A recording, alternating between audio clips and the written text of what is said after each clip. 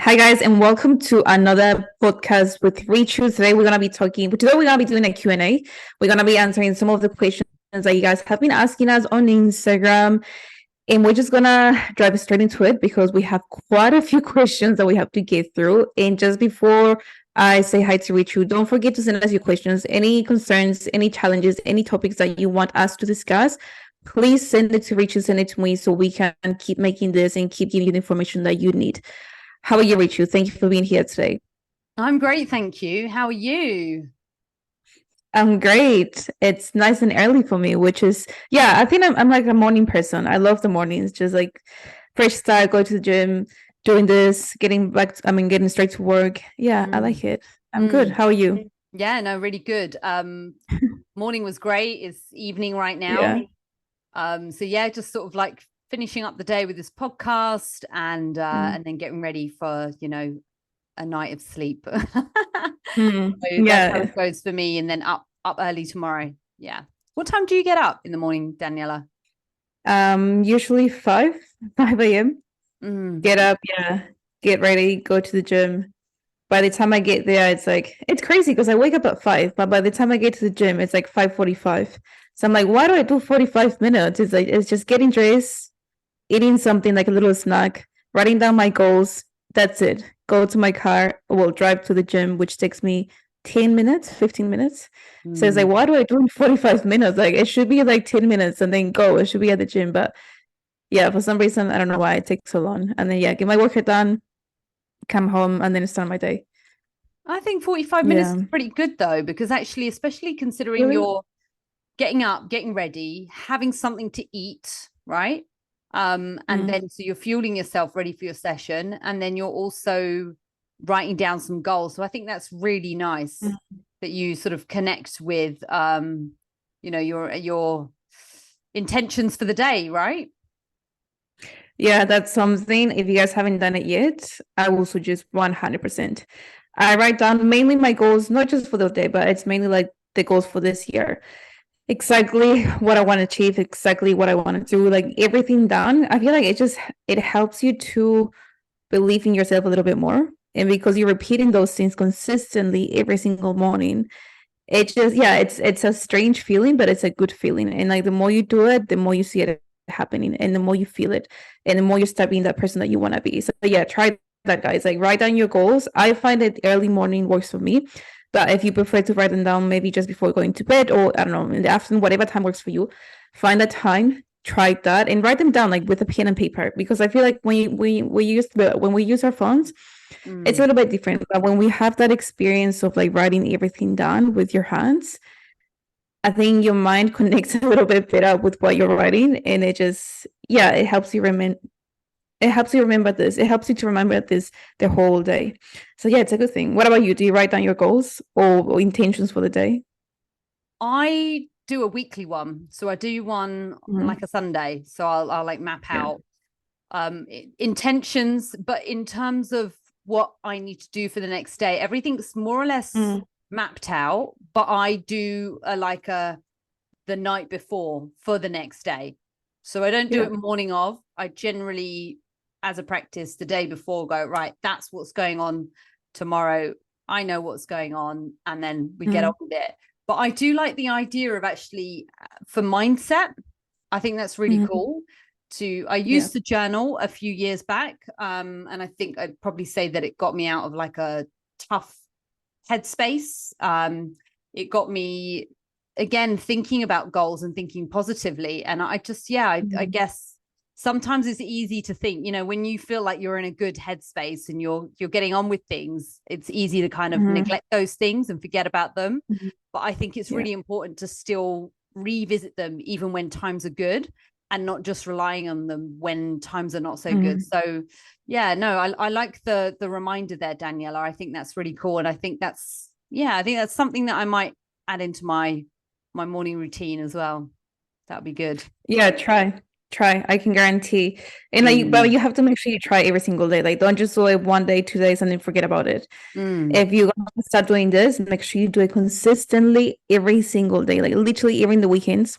It's not just Monday to Friday, it's Monday to Sunday. Write down your goals. And also something that I did this morning, I woke up feeling a little bit, I don't know, it's strange. Like that feeling of like feeling a little bit anxious. I don't know why, but I just felt something. And I was like, let me write it down, let's see what happens. And I just felt like maybe it might be this, blah, blah, blah. I wrote everything down. And then after I wrote everything down and like read it to myself, I was like, you just feel like that weight or that pressure or whatever it's here a little bit, like you feel more relief, and it just helps you so much to understand how you're feeling and why you're feeling that way, and you can connect with yourself a little bit better and with your emotions, and you can be more aware of what's going on, and then make a change if you have to make a change. Okay, but that's enough about our morning routine. Let's get straight with the questions. Of course. Okay, you get Brilliant. started. Yeah. You'd like me to start?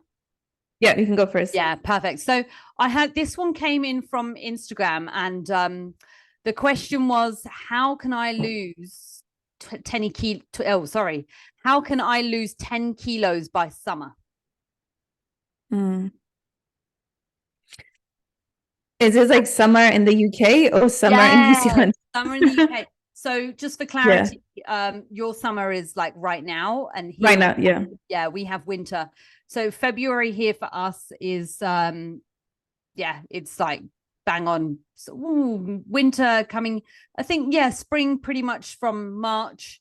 What is that? March, April, May. So June time is really when the summer starts. But I'd say that in the UK, people start thinking about summer from around May, because we have quite a few like bank holidays and things in the diary. So, but there's like a good few like weekends where they'll have longer weekends, and so the weather starts to pick up a little bit. So I guess usually people mean around then. But we could say maybe if you were to like backtrack and say someone's asking you towards the end of your winter about a summer goal, what would you say to them about 10 kilos? Yeah, let's just say it's like 4 months time. That's like the time frame that we have. I feel like, it might be an achievable goal. Yes, 100%. I think you can lose those 10 kgs in 4 months, 100%. But I think if you keep doing that, or if you keep having that mindset of, I just want to lose this weight for summertime because I want to wear this bikini, I can guarantee that you might make the same mistake of losing the weight, looking amazing for summertime, and then going a little bit crazy, and then going back to old habits, and then going back to square one, and then regaining those 10 kgs or even a little bit more. So the first thing I will say is like, okay, amazing. It's good that you have a goal. It's good that you're very specific with your goal. So let's start working on changing your habits. Let's start working on making this a lifestyle. Because if we just, if we get too fixated with that in just summertime, I just think like that little change in your mindset will help you see things in a different way. Because also, what if you're not making that much progress after month 1? And then you're expecting to lose those 10 kgs. And then that scale has only gone down 1 kg after 4 weeks of doing really hard work. Then that person is going to get very disappointed. That person is going to get extremely frustrated. And she might feel like, you know what? What's the point? 3 months left. I have only lost 1 kg. Whatever. What the hell? I'm just going to keep eating the same thing. So it's just like, I will say, let's do it. Let's try. But let's work on changing the habits first.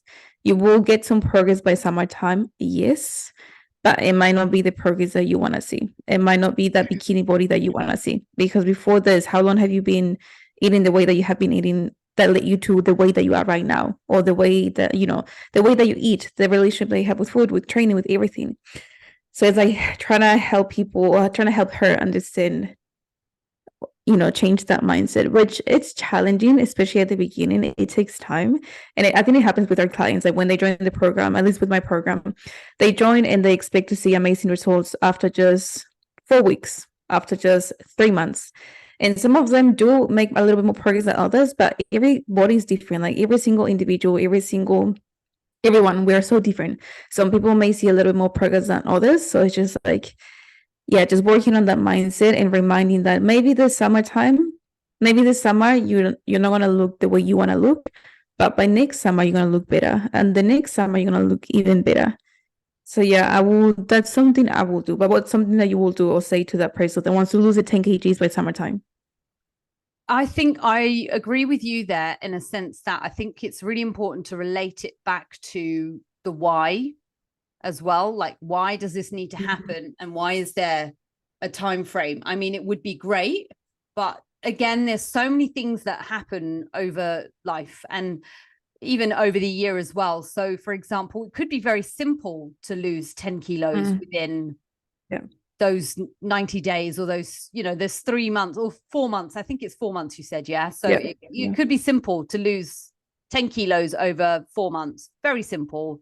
This is the prescription. This is the how to, and this is the, get on with it type thing. But I think what we have to remember is that life happens and you want to be happy, and forcing yourself to lose 10 kilos, will it make you happy?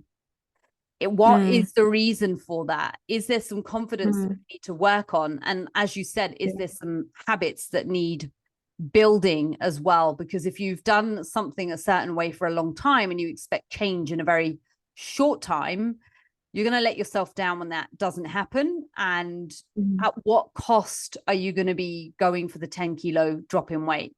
Is there a cost to your mental health? Is there a cost to your social health? Being able to like go out and meet friends, your family as well. Will they appreciate what you're going through? We both know what it's like to go and compete in bikini bodybuilding. And when you're doing a prep, yes, it's very likely you could lose 5, 10, 15 kilos on a prep, right? To get to your stage weight. And there is a cost. There is a cost to everything else that you do. You have to be very goal driven, and you have to be ready to say no. And in some ways, you've got to park your social life. You've got to park those work lunches that always seem to come in every week. The prescription is there. Yes, this is how you get there, but at what cost to your life? Do you want to get to the 10 kilos? Then what happens? What happens after that? Once you're there, it's then maintaining it. And what will you be happy if you come away from that as well? It's a and also something question. And I feel like something else to think about is, okay, let's say you lose the 10 kgs, because it's easy. Like, it's honestly very easy to lose that weight. You lose the 10 kgs, but then are you going to enjoy your summer? Because then you're going to be thinking about, I don't want to do anything. I don't want to go out. I don't want to socialize because I don't want to throw away all the hard work that I've done the past 4 months. Or that can be one person, or then someone else might be like, yeah, I reached my goal. I look amazing. Now let me enjoy all the foods that I haven't enjoyed for the past 4 months. Let me try all the things I haven't tried, or let me drink all the alcohol I haven't drank the past 4 months.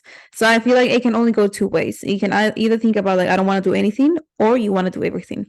So it's like, do you want to go through that cycle again of losing, getting amazing, looking amazing, and then going back to where you were before?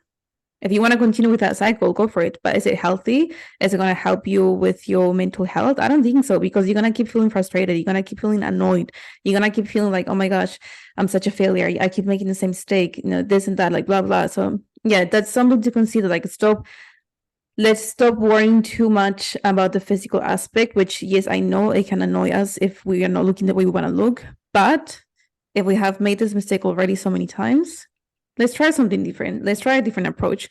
Let's try to change something so we get a different outcome, and then we don't get the same outcome that we have been getting for the past 5, 10, 20 years. So yeah, that will be my answer. I think the disconnect away from the figure or the goal, to just say that it's the only way to create change, and it's a very hard or fast topic, really, isn't it? As in, like you say, you get to the goal, and then what happens after that? Do we start falling into a yo-yo pattern?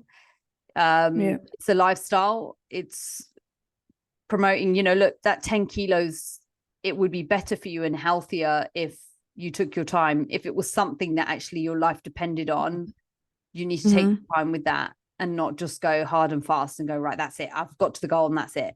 You also have to, if you do get the 10 kilos in the 3 months and actually you manage to achieve that and you balance all things and you're happy, how do you maintain?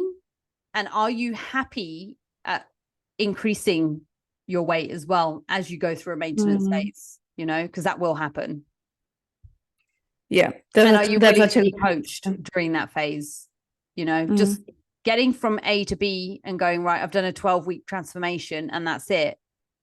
What about the afterlife of that? That's such a good point. Such a good point. And I think that's why, like, every time people, that's why I don't like people, or I don't like my clients to be, I don't like myself to be, or my clients be too fixated with the numbers on the scale. Because I feel like, okay, yeah, you drop those 10 kgs or 5 kgs or whatever the number is, but we know that those numbers are always going to be going up and down. We know that those numbers are always going to be fluctuating. So are you going to get upset and cry every single time you see those numbers going up by 2 kgs and then happy every single time it goes down by 2 kgs? Like, why are you letting that number on the scale decide how you feel, whether you're happy or not? I feel like it just, yeah, it's too much. It's just a number. Like, it's just literally just a number. It's nothing else. It's no one. It doesn't have feelings. You're the one with the feelings, and you're the one who's going to feel upset and cry. And yeah, and just, it's going to be messy. So think about those things. See if your goal is to lose 10 kgs, 5 kgs, 20 kgs by summertime, and you know it's only a very short period of time. Is it possible? Yes, 100%. Is it healthy? 100% not. So think about that. Okay, next question. I've got one right here.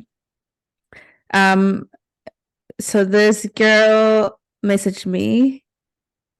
Okay, I'm just trying to put it together. It's not exactly like this, but just so it makes sense for the podcast, I'm gonna say what she said. I'm gonna, make a summary of what she said. So pretty much when she has been training, she's been feeling issues in her joints, especially her knees and elbows. Any tips to prevent that pain? So every time I train, I don't feel that pain anymore. Okay. So yeah. What will you say? So firstly, if you are getting pain in your excuse me, I need some water again. Drink your water. If you're getting pain in your knees, excuse me, wow. If you're getting pain in your knees and in your elbows, I think it's understanding what type of pain that is.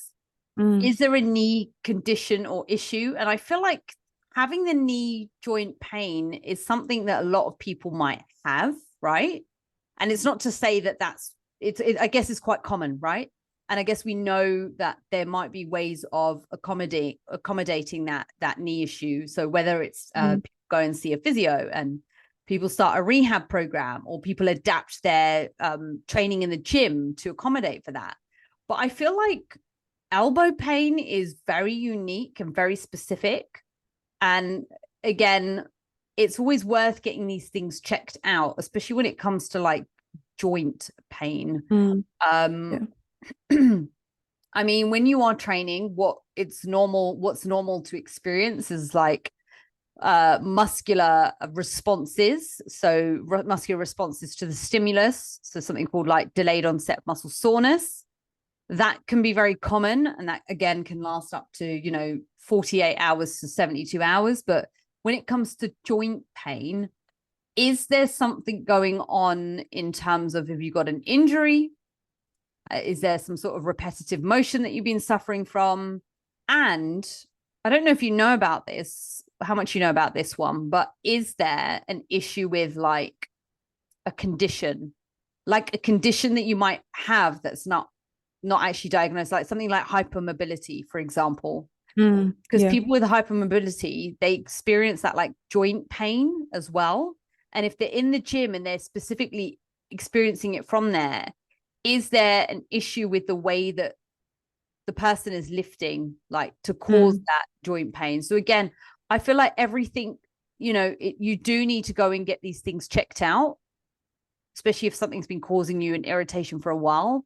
Like, do you get knee pain and elbow pain from training? No, I used to before. Yes. I think when I started with my journey, yes, I used to get, I wouldn't say a lot, but yes, I would feel discomfort, especially on my elbows, on my wrist, on my knees. Wrist, but it was because wrist. It was because I was lifting common. way too heavy. My form was not on point. My technique was rubbish. I was lifting way too heavy, and I was just not doing the exercise the right way. So that's why for me it was that. But something that I love that you said is like, get it checked. Like if something it's not feeling right, whether it's your joints or you have like a really sharp muscle pain, go to the physio. I don't know why people don't like going to the physio. I feel like they just think like they're not going to do anything. It's a waste of time. It's a waste of money. No, it's not. They are a physio for a reason. Like if you're feeling something, just like if you're sick, if you have a really bad flu and you feel like you cannot get out of bed, you will go see a doctor because they're the specialist for that. You know that he or she will recommend you something so you can feel better. Same thing with the physio. They're the specialists to see your body whenever you have those type of pains or like muscle soreness, anything like that. Make sure you invest in that as well. Like invest your time and money, and don't just assume, oh, it's just a little pain, it's nothing. It might be nothing, it might be nothing. But I always say it's better to get a check than to be sorry later and then something worse happens and then you're like, oh my gosh, I wish I did something earlier. Just get a check. There's nothing wrong with getting it. The wrist pain though one is a common one. And I think again with the wrist pain might be slightly unique because I feel like especially women that are new to lifting, you're all of a sudden, it's like the loading is different. All of a sudden you're gripping dumbbells. All of a sudden you're holding barbells. Like it's a very strange feeling. If you've never really carried heavy shopping bags on a daily basis and all of a sudden you're like now doing that equivalent weight in the gym, like it's going to feel stressful on your wrists. And I feel like, again, that's something that does need to take time and it needs to be adapted. So I think, as you said as well, when you started out, you had like some wrist pain and stuff. But again, I think these things are best checked out. But yeah, again, like, your clients, my clients, ask the question, ask your coach. If you don't train with Daniela and I, ask your coach and find out if it's something that is unique to you or if it's something that actually is quite normal. And again, it could just be some adaptations that are occurring. Be discussing. Yeah, because I would say, like, if you're experiencing that pain every single day, maybe you haven't even trained, then obviously that's something else. But I will say, like, pay attention, like when you do the exercises, like, do you feel that pain is straight after you do lunges, for example, on your knees? Or do you feel that pain straight after you do shoulder press, any shoulder exercises? Like, when do you experience that pain? Like, listen to your body and pay attention to that. Because actually one of my clients messaged me last week. She's like, Dani, I'm feeling every time I do lunges. No, she just said, every time I train, I feel pain on my knees. And I was like, okay, let's break it down. Exactly when, like exactly what exercises it's causing that pain. Like after which exercise do you feel that? She's like, actually, after I do lunges, it's always with the lunges that I'm doing this. I was like, okay, so if it's just the lunges and you only feel it when you do lunges, maybe it's the way you're doing the exercise. So how about you take a video of yourself performing that exercise, send it to me, I can double check, and then we can change these and then go from there. Yeah. And that's why another reason why working with a coach makes a huge difference, because at least I know we do that for our clients. Like we get them to send videos of them performing that exercise. If they want to check the technique, if they want to double check the technique, they can send us the video. We can double check, make a few adjustments if we have to. And then that way they can improve, they can learn, and they're going to slowly get better and just gain more knowledge and get better results. So another reason for you guys to start working with a coach, whether it's Richu, whether it's me or someone else, but get that help, start investing into yourself and your body, your joints, your muscle will feel so thankful and grateful that you're doing this, because it does make a difference. It does, like 100%. Yeah. You ready for another question? Yeah, go for it. Okay. So, what are the must-have vitamins and supplements to help weight loss and weight management? So I feel like this is a really common one, because this is one that sparks a lot of debate online. And I feel like we're sold to on weight loss or weight management products. What's your opinion, or what's your experience with the must-have vitamins and supplements? What do you hear when you hear that statement? Like, where do your eyes go? Where does your brain go? Yeah, when I hear that, I'm just thinking about fat burners. Like, do I need fat burners? Like, is it something you will suggest? Yeah, if you're talking about supplements, and then you're telling me you want to lose body fat, I'm assuming it straight away. Like, again, I'm just assuming that you're thinking about, should I get a fat burner? Should I get protein product? Because some women feel like protein product is going to help them lose body fat. Pre-workout, should I get a pre-workout? Yeah, so I feel like I just think about those 3 supplements, and it's something that I've done. I used to get so many fat burners. I've tried so many fat burners. Take protein just to help me lose body fat. Yeah, trust me, I've tried so many fat burners, so many things, and wasted so much money. But at least, like, I try. And then I found out for myself, actually it doesn't do anything at all. Like, it doesn't help you. You're just literally wasting your money for nothing, like literally nothing. It's not going to do anything, because I was also used to have that mindset of, okay, I'm going to get this fat burner. I'm going to take my pills and I can just eat whatever, because I'm taking the pills. This should help me to lose body fat. So I don't need to be careful with my diet. If I want to enjoy this, I want to enjoy it. I'm not going to deprive myself. The fat burner should be doing the work. But it doesn't work like that. No, correct. It would be amazing if it did, but it doesn't work like that. No, it doesn't. And it's very interesting, because I feel like out there in the industry, there are supplements that you can go and pick up at a pharmacy as well. And they are weight loss teas, weight loss shakes. There's companies as well that do weight loss meal replacements and stuff. Yeah. And the thing is, anything like that, which is faddy, it's not long term. What happens after you get, not to say that this works or anything, but let's say you do go on a weight loss supplement, something which is specific. What happens after you want to go and eat normally again, and you want to go out and eat normal dinners with your family or eat birthday cake, etc.? Like, what happens after that fact? So I think that's really important to know. I think the only supplements that are actually decent and good, I feel like protein is a great one, and it's more to do with the reason that it can help people improve the composition of their overall diet, the macronutrient composition of the overall diet. And I think people think that protein is like a magic thing, right? But it's like powdered food. Like, it's like baby milk in that sense, it's powdered food. And it can help us when we're short on time. It can help you when you're traveling. It can help if you know that, you've got a different sort of lifestyle or diet where maybe your protein, you can't source it that well, whether you've got like intolerances or allergies or whatever it is. It could be really helpful in that sense. It's something which is there to support you and not to rely on. Another thing that I'd say is actually really good, Danielle, I don't know if you know about this one, is vitamin D. So vitamin D, a lot of people are deficient in vitamin D. And I think I've seen, there have been studies that have done where they've shown that people with very low levels of vitamin D, they then get the supplementation of vitamin D, and it actually helps them improve insulin sensitivity, let's say, and can actually promote weight loss, whether it's indirectly or directly, we don't know. But again, if you are deficient in something, it's gonna skew something, right? So yeah, I just think that one's an interesting one to think about, really. And this topic is so wide and varied. But yeah, I think that's probably the key vitamin that sticks out for me, is the vitamin D, really. And then in supplements, again, I think people are thinking of fat burners. I've never actually taken any fat burners. I guess green tea could be seen as like a boosting metabolism.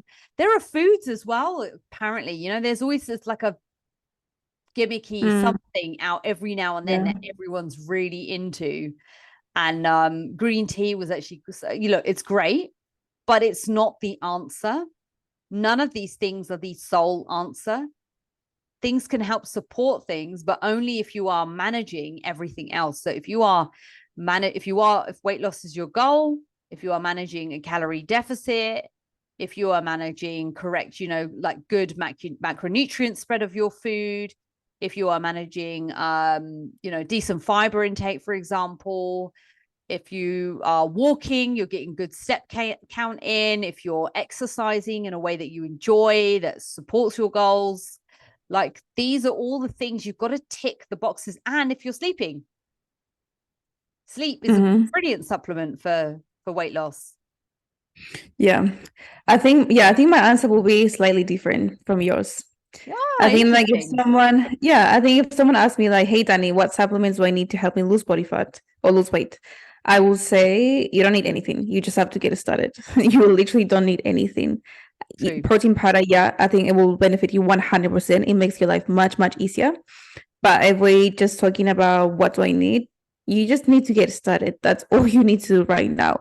Now, if you tell me I have already got started, but I'm just not getting the results that I want to get, how long have you been doing this? 1 week, 2 weeks, 1 month? Be patient. Like results are not going to come overnight. Results are not going to take just a few days or a few weeks. You just have to be patient. Just be consistent, keep doing the work, and you'll see those things.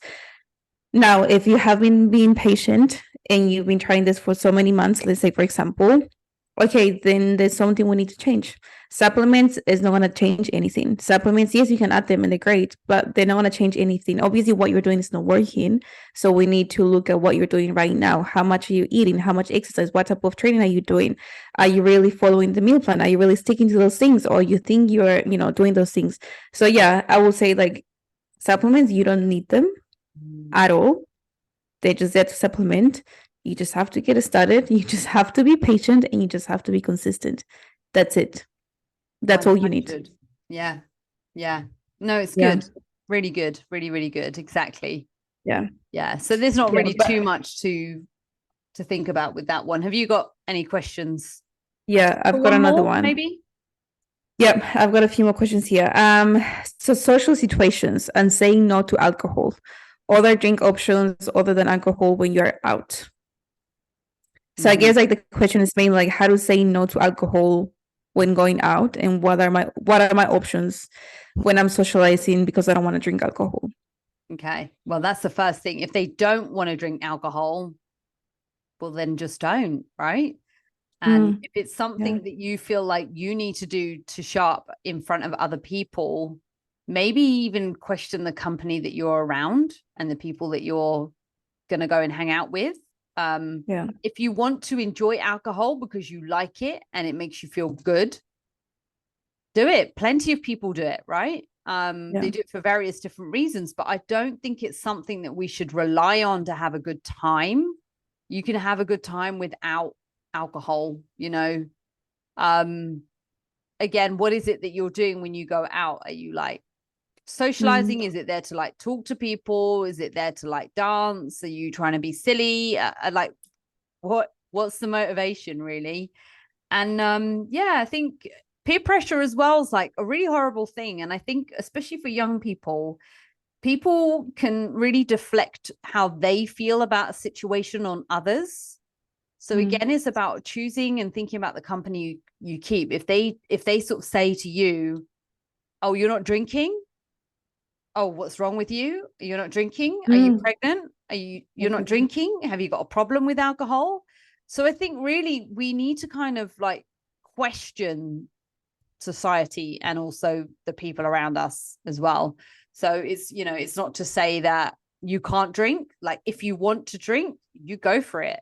But know that you want to do it and you're not doing it out of peer pressure or because you feel like you're not going to have a good time. Yeah, I agree 100%. If you want to drink, do it because you want to, not because your friends are pressuring you to do that.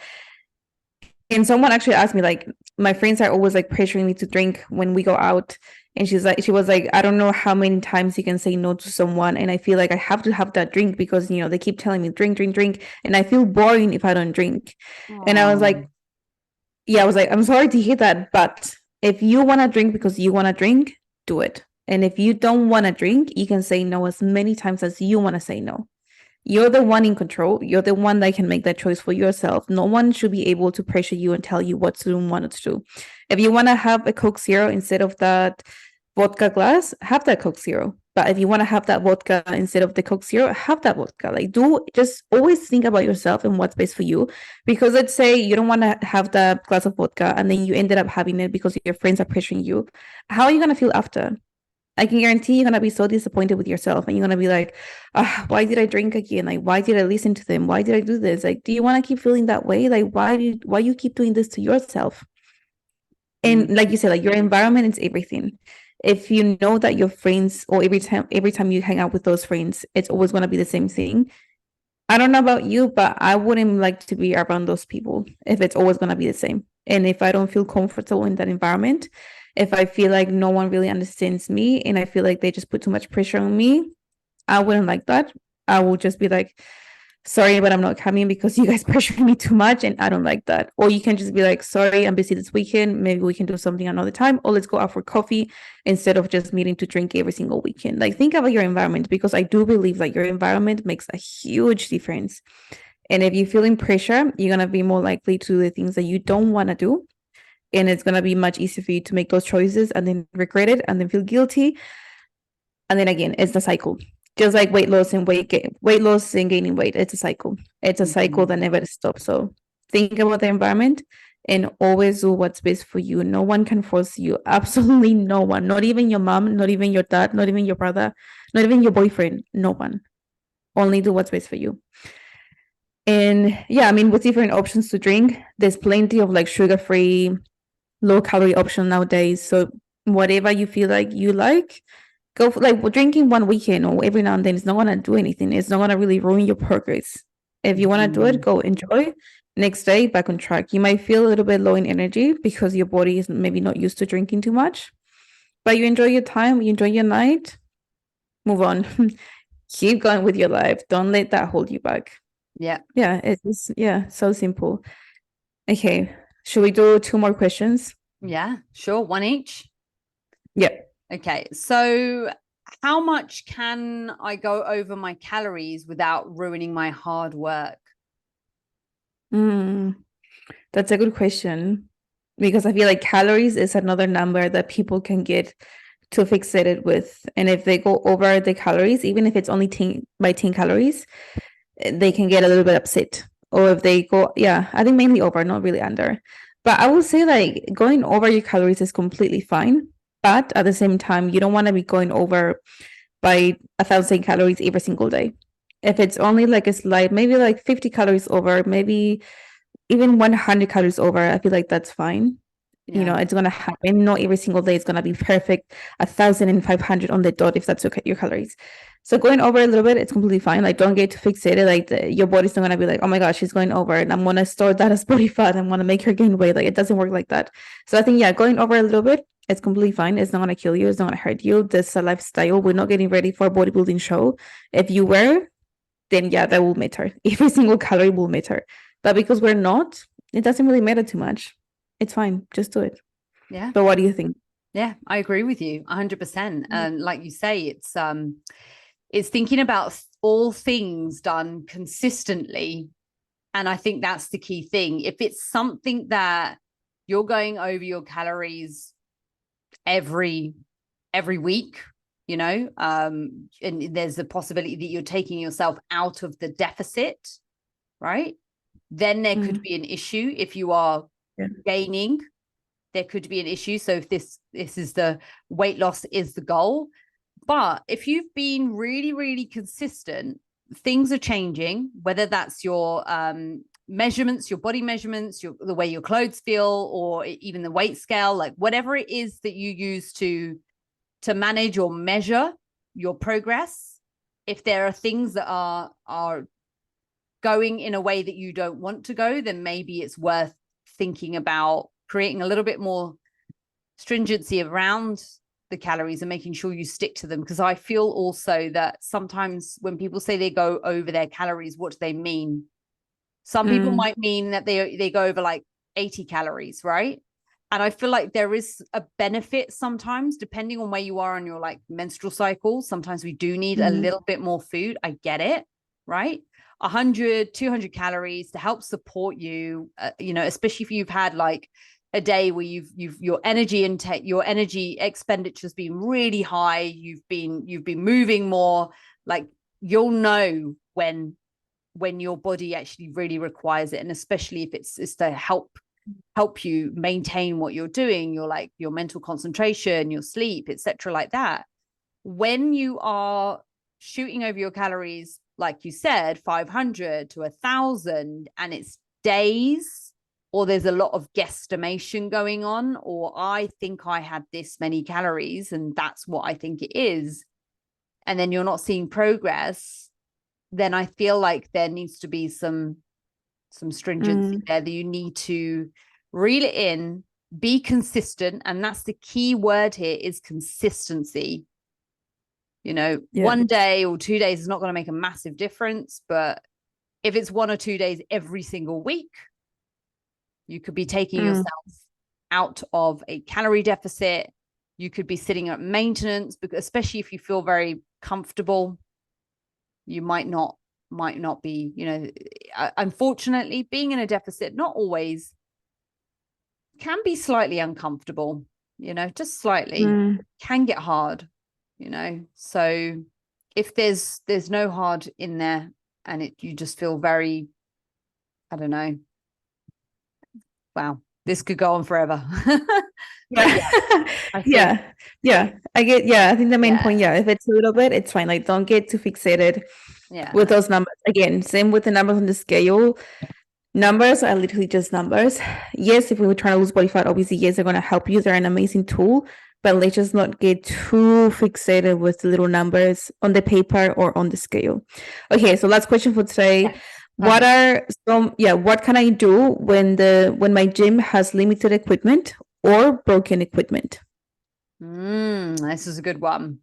Reach out to your coach and let them know what's going on, so that they can make adaptations within your program, and they can allow for swaps, and they can also educate you on options. So for example, if you have barbell squats in your gym, and let's say it's unavailable, every time you go in, you start with squats.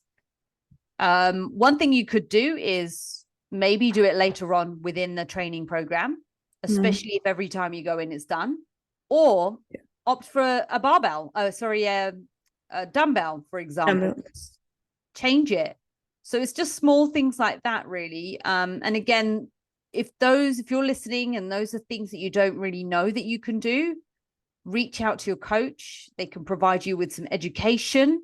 So, you know, I think doing exercise swaps, we might think, Daniela, that it's easy. We might go, that's easy. Yeah, if that's broke, do this instead. But other people don't. And that's why they come to us, because they want to know that there are options, and they want to know what to do if there is a problem. Another reason why working with a coach makes a difference, because in situations like this, it's easier to talk to that person that knows what they're doing, that has more experience, and can tell you, okay, if the machine is broken, replace it with this exercise. Because exactly how you say, like, not everyone will know exactly what exercise work, what muscle group, and what exercise will be a good replacement for that one, or what order of the structure, you know, the workout is. So I will say, because my gym, there's always broken equipment, like always, or every single day, there's, I don't know, something breaks. So that's always happening. So either go to the next exercise and come back if the machine is just sinking, but if it's broken, replace it with a different equipment, whether it's a machine, whether it's a dumbbell, or even just body weight. If that's the only option, reach out to your coach. And if you don't have a coach, start working with one, or go to like someone that works at the gym, like a personal trainer, or someone at reception, or someone that you can talk to, and just ask them, like, hey, do you mind just helping me here? Like, this machine is broken. Anything that you know that can help me or replace this? And if you miss that exercise for 1 week, if you don't do that exercise because the machine was working, well, it's fine. Like, you know, missing one exercise in your routine every now and then is not going to do anything. But if it's a consistent thing every single week, then we will have to change something. Yeah, but that's pretty much all we've got a few more questions, guys, but I think we're running out of time now. We don't want to make it too long, and we have a few calls after this. So thank you so much, guys, for watching this or for listening to the podcast. Is there anything else you want to mention before we go? No, that was brilliant. I think it was great. And I think it's really nice for us to be able to even just take a handful of questions and be able to provide a bit of insight into some of the answers that both of us could think of, or you know, based on our experience. I think it's great. And it's like, it really challenges us as well to really think outside the box. So when you guys send the questions in, it only allows us to really help you that bit more. So I think it's great. I love the Q&A. Yeah, me too. Keep sending your question, guys. Once again, keep sending your questions, challenges, concerns. Send it to us, because we're here to help you. That's the main reason why we're doing this podcast, so you can learn all the things, so you can get all the value, all the information. Don't forget, we'll be here every single week, Send us your questions. Please follow Richu if you haven't already on Instagram at RichuBrar, or follow me at Daniela Del Carpio. Until next time. And as I always say, don't ever stop believing in yourself. Ciao.